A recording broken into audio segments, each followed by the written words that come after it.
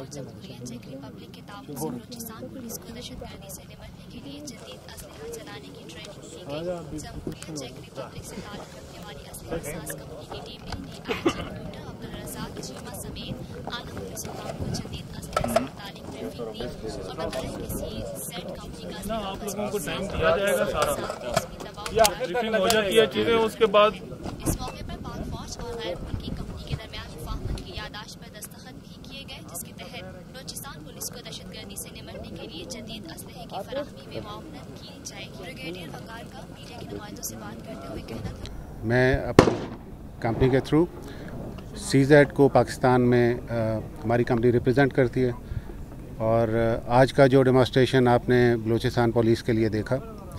उसका मेन मकसद ये था कि पाकिस्तान के अंदर जदीद हथियारों को फ़रोग़ दिया जाए और वो इसलिए ज़रूरी है कि हमारे सिक्योरिटी फोर्सेस को जिस तरह के चैलेंजेस का सामना है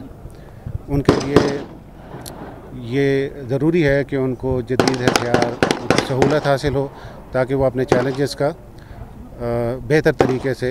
मुकाबला कर सकें। ये है TNN TV, देखते रहिए ताज़ा तरीन खबरें और एक्सक्लूसिव रिपोर्ट्स।